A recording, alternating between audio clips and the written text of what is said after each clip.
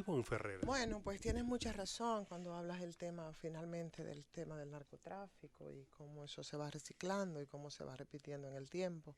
Solo para enlazar un poco y indagar un poquitito más en algo que hace tiempo desde que salió todo este caso, hemos estado un poco viéndolo así en esa dirección, como en un país donde nosotros vemos gente tipo Quirinito, por ejemplo, que anda suelto, y no porque el tipo está agarrado de Dios, ¿no? Y lo tiene ahí suelto, mientras que César el abusador ahora también, yo no sé si como carnada o como carne para los leones, o no sé cómo se maneja todo ese entramado del bajo mundo y del negocio del narcotráfico. Lo cierto es que tuvo la suerte de que desmantelaran disque su banda y a él no lo apresaran.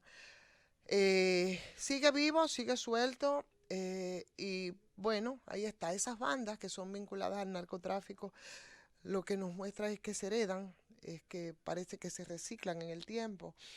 Y por eso hemos hecho ese recorrido con los casos que en estos últimos 20 años, para tomar la fecha ofrecida en su flamante rueda de prensa por el Procurador General de la República, cuando hablaba de 20 años en el caso de del tal César el abusador, DNCD, DEA. Parecería entonces, vuelvo y lo repito, lo decía en estos días, parecería, respecto al desenlace que han tenido algunos casos que tienen que bandas favoritas, no preferidas, me pregunto, nada más.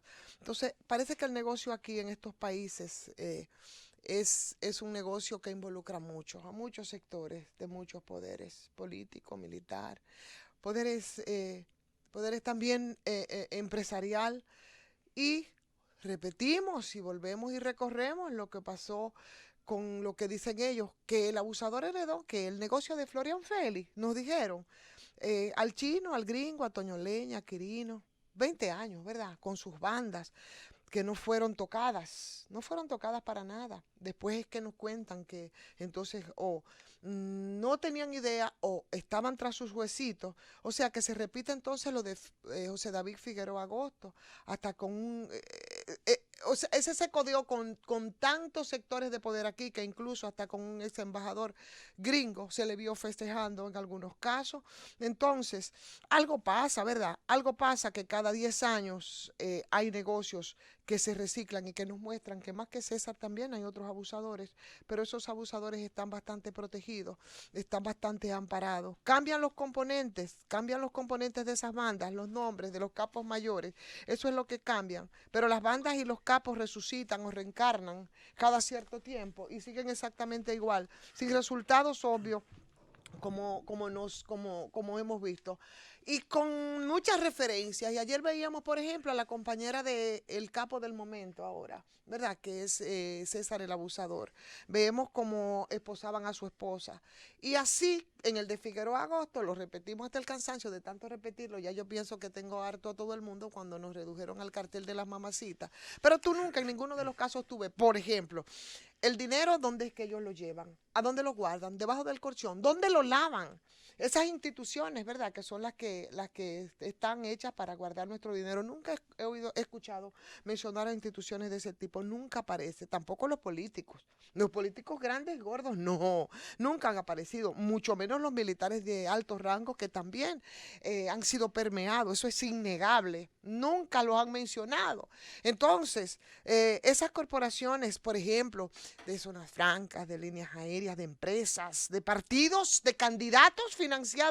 ¿Ustedes han escuchado nunca que en medio de estas persecuciones se han mencionado los nombres de ninguno de los sectores, ni políticos, ni militares, ni empresariales, ni dónde guardan el dinero, ni cómo lo lavan? Nosotros vemos, después nos lo restregan en la cara y nos dicen cumplió condena y ahora es candidato a tal a cual y te ocupan curules, ¿verdad? Y son entonces honorables. Pero no es porque aquí se dice, mira, ni lo dice la DEA, ni lo dicen las instituciones de aquí encargadas de perseguir el crimen organizado, todos los entramados y todos los vínculos de esta gente, que no hay forma, no hay ninguna forma de que ellos puedan hacer lo que hacen, según dijo Jan Alain, en el caso de César y en el caso, por ejemplo, de Figueroa Agosto, para referir a esos dos casos que son los que tuvieron un montaje como que involucró más a la gente, donde te digan entonces quiénes son los que permitieron permitieron que ellos, por encima de los organismos de seguridad, ellos hicieran todo lo que hicieron sin que nada pase. Y por encima de esos organismos de seguridad tenían que tener vínculos muy fuertes con ese poder. Pero jamás vamos a escuchar entonces esos nombres. Por tanto, son complicidades que no podemos nosotros negar. Que no podemos documentarlas, eso también es cierto. Pero si no pueden hacerlo las autoridades encargadas de perseguirlo, mucho menos nosotros. Lo cierto es que como hoy editorializa el periódico Hoy, hay que profundizar en las cosas que faltan, efectivamente, y tiene mucha razón con el planteamiento que ellos hacen.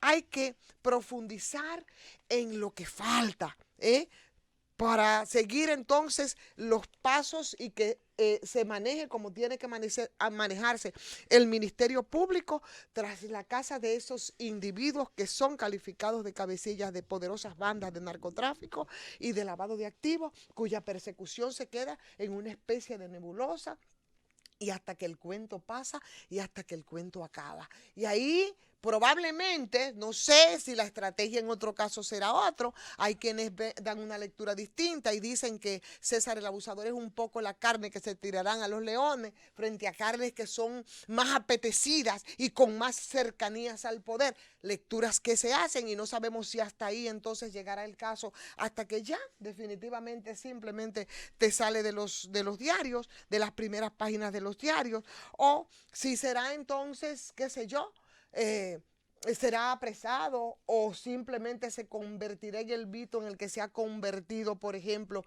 Quirinito, y irá y buscará un ladito también debajo, no solamente del escritorio del Procurador General de la República, que no ha encontrado nunca a Quirinito, ni de eso tampoco se habla, sino también de otros organismos tan serios y tan importantes, hasta como la DEA, que dicen que participó en esta jornada y en este aparataje que nosotros vivimos desde la semana pasada.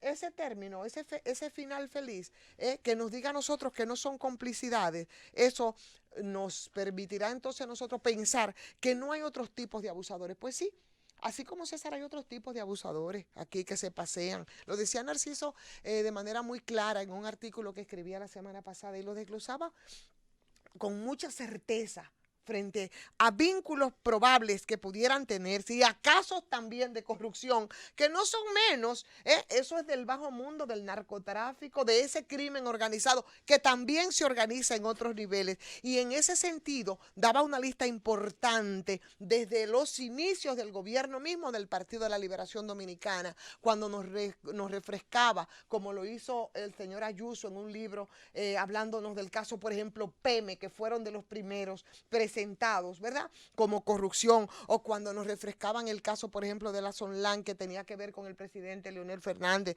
o el de Renove, que fue con esos 4 años que tuvo el PRD, el caso de SEA, el caso de los Tres Brazos más recientemente, los escáneres, hoy SOE, el caso ONSA, el Embraer, los tucanos, el caso de Brest, las mafias de los combustibles y de las importadoras de los alimentos, Fomper con la estafa en el sector eléctrico, todos los millones del mundo en la asociación que tienen aquí con el 49% que ellos manejan del negocio eléctrico, el caso de Sanssouci y así tantos casos de delincuentes, mi querido Jesús, Josefina Linares, de tantos delincuentes intocables en las altas jerarquías de este país, en las altas jerarquías, no solamente militares, sino sí políticas y también empresariales, que nos dicen que hay abusadores aquí en todos los sectores. Deja una cosa sí yo tengo claro, es que se necesitaba un escándalo para tapar otros casos de corrupción desde el Estado, que se necesitaba